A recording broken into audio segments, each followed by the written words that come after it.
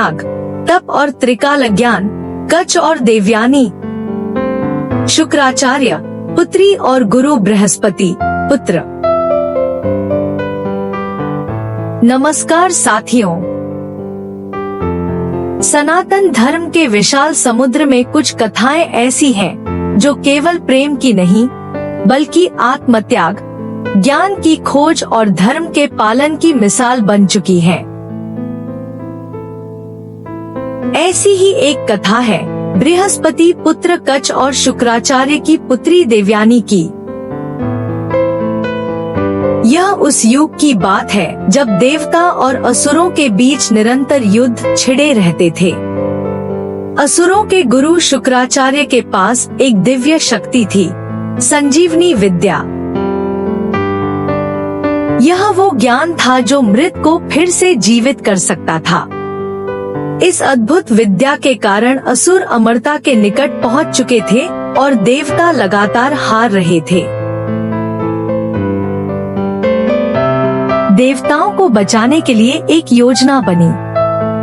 उनके गुरु बृहस्पति ने अपने तेजस्वी पुत्र कच्छ को शुक्राचार्य के पास भेजा, एक साधारण शिष्य बनकर, लेकिन असली उद्देश्य था उस दुर्लभ संजीवनी विद्या को सीखना। कच्छ ने गुरु की सेवा में तनमन से लगकर खुद को समर्पित कर दिया।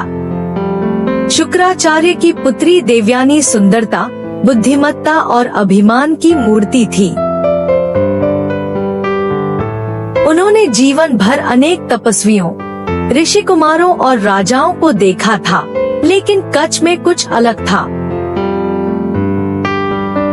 वह न तो राजसी वस्त्र पहनता था, न किसी प्रकार का अभिमान रखता था। फिर भी उसके भीतर एक दिव्य तेज था, एक ऐसी चमक जो शब्दों से नहीं, कर्मों से प्रकट होती थी। वह नित्य प्रति आश्रम के कार्यों में जुटा रहता, गायों की सेवा करता, गुरु के आदेशों का पालन करता और सच्चे मन से वेदशास्त्र पढ़ता। देवयानी कच्छ की भक्ति और बुद्धिमत्ता से प्रभावित हुई। देवयानी उसे दूर से देखती, कभी उसके समर्पण से चकित होती, कभी उसकी विनम्रता से हतप्रभ। धीरे धीरे यह देखने की आदत एक गहरे आकर्षण में बदलने लगी। जब कच्छ वेद पाठ करता, देवयानी पेड़ों के पीछे से उसकी वाणी सुनती। जब वह नदी से जल भरकर लौटता, तो उसके पसीने से भीगी हुई माटी की महक उसे विचलित कर देती। उसने स्वयं से पूछा, क्या यही प्रेम है?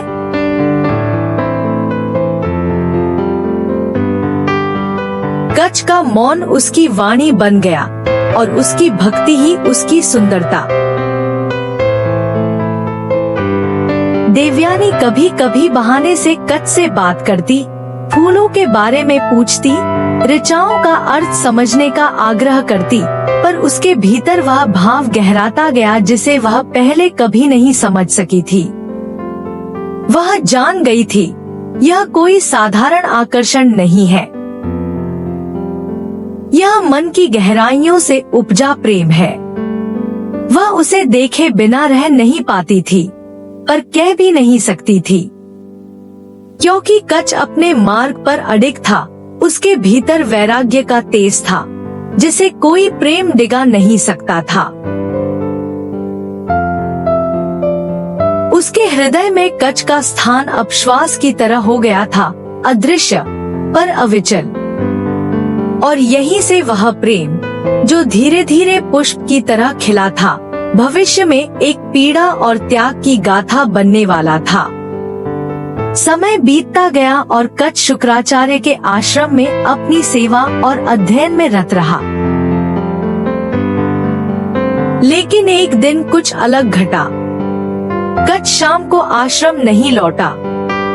देवयानी जो प्रतिदिन सांझ ढले उसकी बाट जोहती थी, उस दिन जैसे उसके हृदय को अजीब सी बेचैनी ने घेर लिया।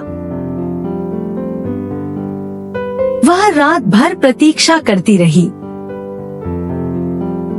अगली सुबह भी जब कच्छ नहीं आया, तो वह रोती हुई अपने पिता शुक्राचार्य के पास पहुंची। उसने कहा, पिताश्री, कच्छ कल शाम से लापता है। वह कभी बिना बताए नहीं जाता। मुझे बहुत अनिष्ट का आभास हो रहा है, कृपया उसे खोजिए। शुक्राचार्य ने ध्यान लगाया और तुरंत जाना कि देवताओं का वह तेजस्वी शिष्य असुरों द्वारा मार दिया गया है।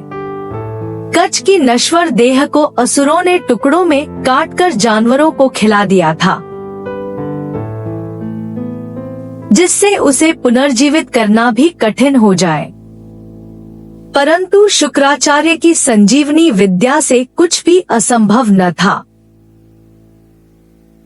उन्होंने मंत्रों का उच्चारण किया, संजीवनी विद्या का प्रयोग किया और कुछ ही क्षणों में कच्छ जीवित होकर लौट आया।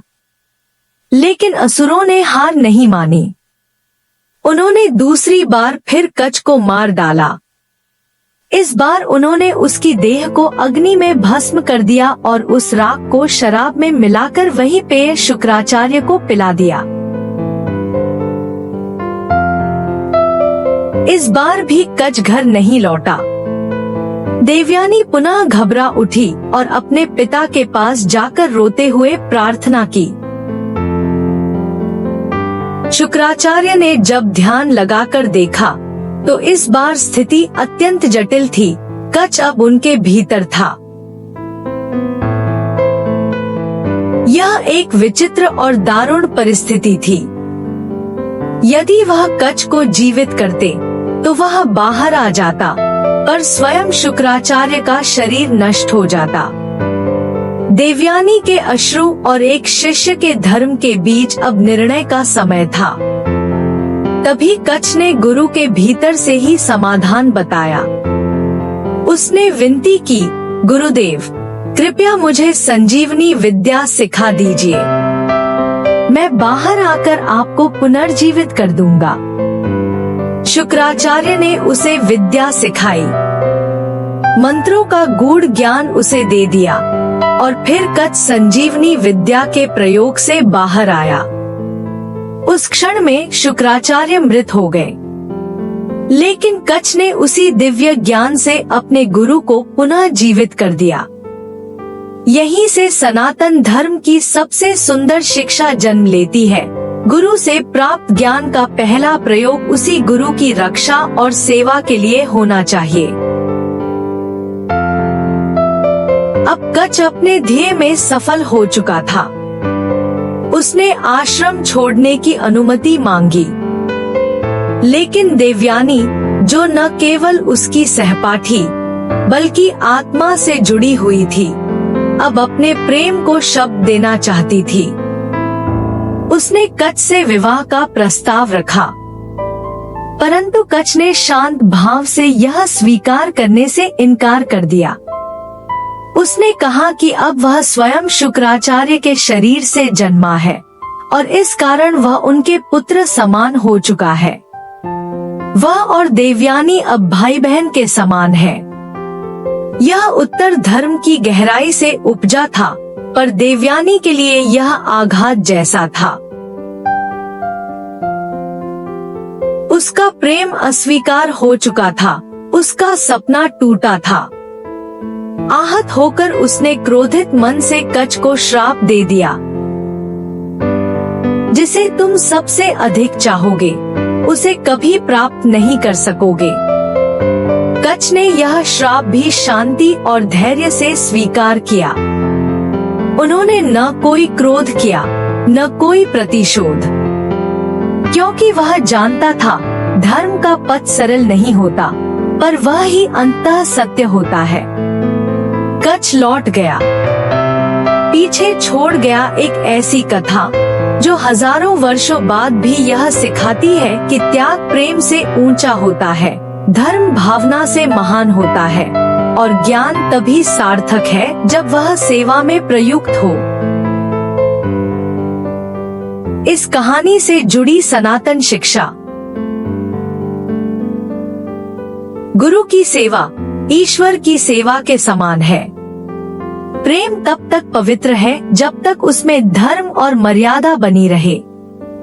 ज्ञान वही सार्थक है जो दूसरों के जीवन को बचाए। त्याग, संयम और समर्पण ही सनातन पथ के 3 स्तंभ हैं। मित्रों, हम आशा करते हैं कि आपको ये जानकारी अच्छी लगी होगी।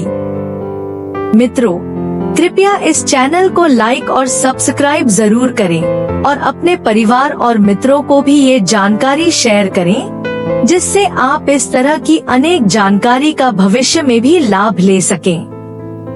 धन्यवाद।